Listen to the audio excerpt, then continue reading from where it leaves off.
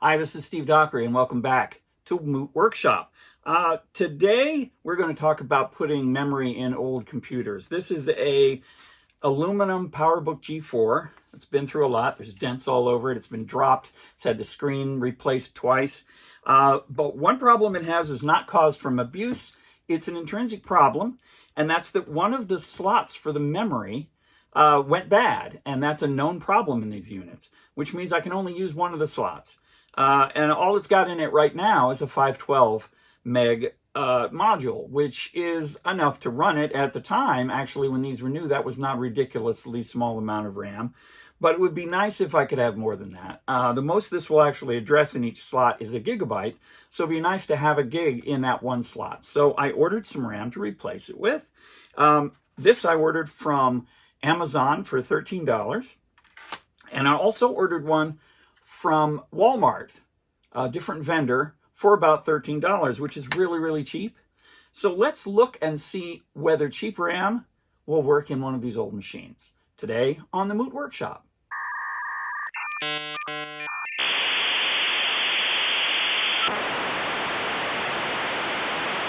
Okay, we've turned it over on its back. As you can see, the memory is really easy to get to. There's this access plate right here, which is normal Phillips screw heads. They're very small.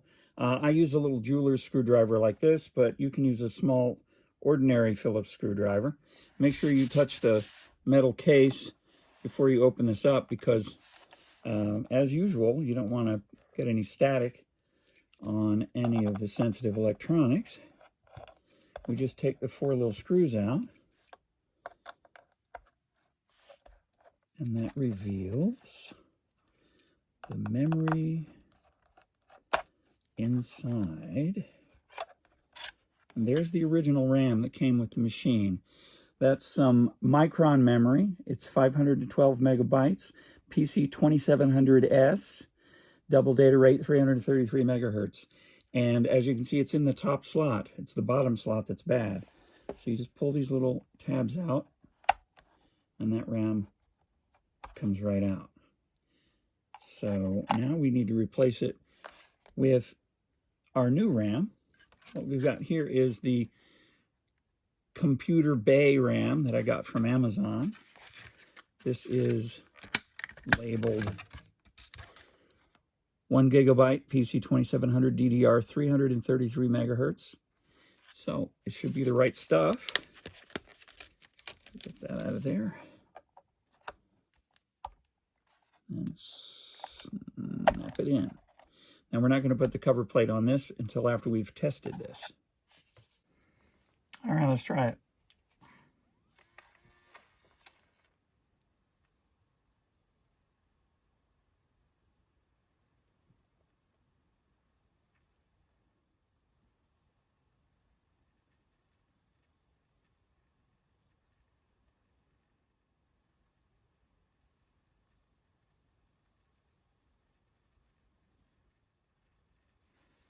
All right, let's try it. Let's see what we got.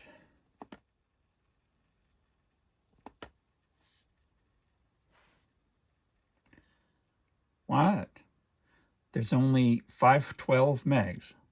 We put in a 1 gig module, but we're only seeing 512. So is it mismarked?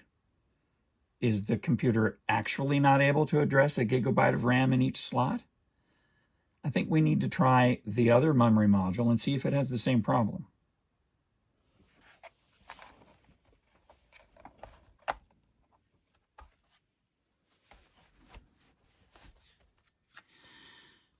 So the memory from Walmart actually came from a place called Dataram.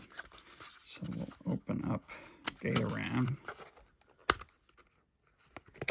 And the interesting thing about them is when I first ordered the thing, they contacted me and said that some brands of RAM work better in these old machines than others. So they were waiting for something from a specific manufacturer to come in that would work best in this machine, and was I willing to wait for it? And I said yes. So it took a couple of weeks, but this finally came in. So here it is. It says 1 gigabyte DDR PC 2700S, 333 megahertz. So it's all exactly the right thing. And so let's see if they are right.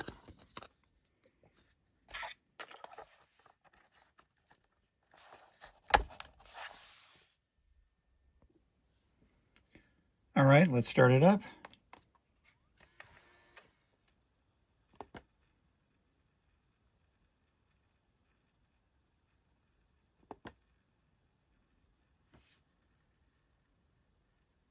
And look at that.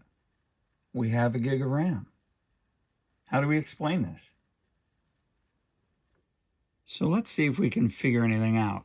The one from Computer Bay and the one from Dataram actually look exactly the same. They're both made by Samsung. They are basically physically identical. So why does this one work and that one doesn't work? This one has a sticker on the back, warranty void if removed, and actually the original one from Apple says the same thing. Computer Bay doesn't have a sticker on the back of theirs at all, but I do see something very strange. And I don't know if you can make this out, but on one of the chips there's an X. What is that supposed to mean? Does this mean this is like a defective module or something? Or that they come out and they test them and the ones that only run at 512, they separate out and sell as 512s, and somehow this got labeled as 1 gig? It's very peculiar. It's almost like I got like a second rate one, you know, like a factory second. So that one didn't work. This one works perfectly. They both cost the same amount of money, 13 bucks. So what's the lesson from this? The lesson is that you may get something that doesn't work. And it's not you being crazy. You could just send this one back and try again with a different vendor. And you may get something that looks like it's exactly the same thing, and it does work.